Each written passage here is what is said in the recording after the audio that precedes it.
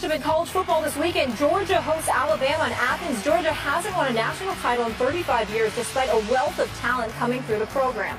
USA Today Sports profiled Georgia's program earlier this week in the perception that they hold themselves to a higher standard than the programs they annually face on the field, making it harder to compete with other powerhouse programs. Richard Tucker, a member of Georgia's Board of Regents and a prominent supporter of the Bulldog program, had this to say. I think as a rule, our fans are somewhat disappointed we haven't achieved championships. But also, as a rule, I think they're by and large immensely proud of what we have done. I'll take any day, any time, the way Coach Mark Richt coaches, what he believes in, and how he runs his program. Where we are based on that, I'm very satisfied. What would it take to get to that next level? We may get there under those guidelines. We may set the standards for how programs should be run. Richt calls the higher standard of conduct the Georgia way. Regardless, how much pressure is on Mark Richt to get the win this weekend, Stephen A.?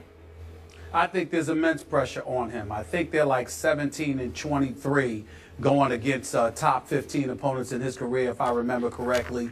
Obviously, they don't have a national championship in quite a long time, spanning 20 years. Florida and Florida State has one, LSU, Alabama, of course. The list goes on and on. Auburn has captured one. I mean, you just look at the landscape evolving around him when you consider the fact that Georgia is such a hub for young marquee talent, and Alabama, that's one of its main recruiting grounds, and you're Georgia with the talent that you have at your disposal. It comes a point in time where Mark Richt has to step up and simply get it done. And the fact of the matter is that hasn't happened as of yet. They are the favorites tomorrow afternoon. They should win this game against Alabama. When you got Nick Chubb, when you got Lambert playing at quarterback the way that he's been playing, Skip, and he's been very, very impressive. You look at Malcolm Mitchell, you got an experienced wide receiver. You look at those two outside linebackers on the defensive side of the ball that really can get after the quarterbacks, and Leonard, I believe, in Jenkins. And you know, the bottom line is this. When I look at Georgia, there is no reason that they should lose this game. They should win this game tomorrow, because I'm not high on Coke at Alabama. I don't think they have a quarterback. I think all they have is Derrick Henry, for crying out loud, on the offensive side of the ball, particularly with Amari Cooper being gone. And obviously, even though they're strong, Georgia, at their outside linebacker spot, they're a little bit thin at the inside linebacker spot because of some departures. So that means that Derrick Henry should be able to run the ball effectively and do some damage. I'm just of the mindset, however, that Georgia is deeper. They have better all-around talent, meaning on both sides of the ball. They're on their home turf. They should win. But I'm of the mindset, Skip, I'm still going with the Tide. Roll Tide. And here's why. Because when I think about that article that y'all alluded to, you know what it hit me? You know where it hit me, Skip? I felt like Georgia was putting forth an ingrained excuse. In other words, we don't have this level of success because we try to do things the right way. We're the upstanding ones. And we're the one that, you know, with their Georgia-sponsored rule where we're talking about how players, you know, thrown out of a school for, you know, domestic violence or sexual assault, something like that, you don't get to transfer to another school within the SEC, and how the Pac-12 is considering that. The problem that I have with that, Skip, is that it doesn't speak to innocence or guilt. What it speaks to is that if you're even associated with such an allegation, you get thrown out of your school, then nobody should be allowed to pick you up. And that's what Georgia is trying to do, and, you know, they're proud of that, and that's fine. But in the end, what it comes down to is this. You're trying to use that as an excuse for not getting the job done when you are in a hub and marquee talent is coming your way, and you still have the talent to deliver the goods, and you have not done so. They should win tomorrow night. They really should. If I had to bet my money, it would be on them.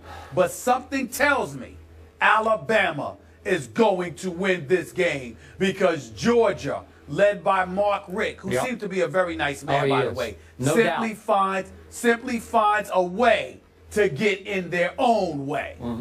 They find a way not to win big games. I agree. Last night, I tried to make a case for Georgia. I actually went to sleep last night thinking I'm going to pick Georgia, and I'm with you. it boils down to Nick Saban versus Mark Richt. I think I got to go with Nick Saban in this kind of a game of this magnitude. I was shocked this morning to realize Mark Richt is in his 15th season at Georgia. 15 years. And he has averaged 3.4 losses per those 14 years he's been there. Really? That's incomprehensible to me that a school that is that kind of a pipeline of talent to the NFL, yep. Right now they're tied for 4th of most NFL players, would allow that man to last that long, and he's a really good man. Good man with good, strong character and really foundation. Really nice I get all that. And they did have a Nick Marshall. They dismissed him, and he went to Auburn and had a good career, obviously. Zach Mettenberger, they dismissed. He went to LSU. That Jonathan Taylor, they dismissed, and for a brief while, he was at Alabama. We get that. But in the end, it's about wins and losses. And the best, he had one-loss year. All the way back in 2002, they wound up finishing 3rd in the nation that year. Then they finished 2nd in the nation in 2007, having lost to South Carolina and at Tennessee during that regular season. So this is a big deal for Mark Richt. I could see where he would really be on the hot seat if they lose this game. If they win it, then they would have a shot to go ahead and win out. Then they would probably, I'm just guessing, have to play Ole Miss in the SEC championship game, and then we would see what would happen. But I still like Alabama. I thought Nick Saban made the mistake at Ole Miss. Remember what he did? He started Cooper Bateman, the backup, over Jake Coker. What are you doing, Nick? This is the best defense you're going to face all year, and you're throwing some kid cold in there? Why would you do that? I couldn't. That was mind-blowing to me. I think Jake Coker is a pretty good college quarterback, and I think he'll be pretty good against Grayson Lambert tomorrow. And I think that Alabama defense will just shut down Chubb. And it's like a meat and potatoes sort of offense that is made to order for Alabama to have for lunch and dinner, actually.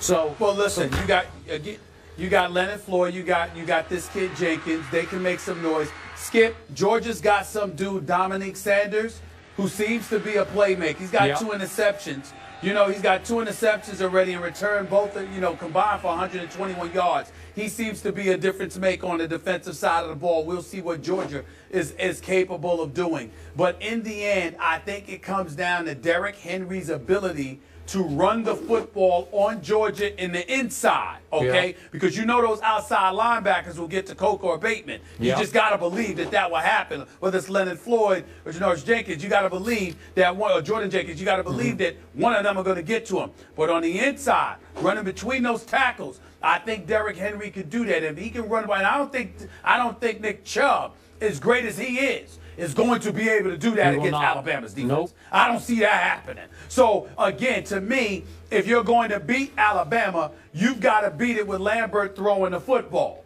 all right? And you've got to neutralize their running game in the process.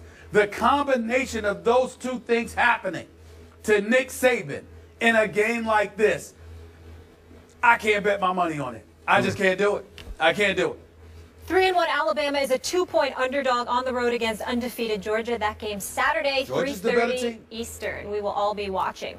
Bart Scott went in on Tom Brady. Wait till you hear what he had to say about Brady off the field. That's next. Can't wait.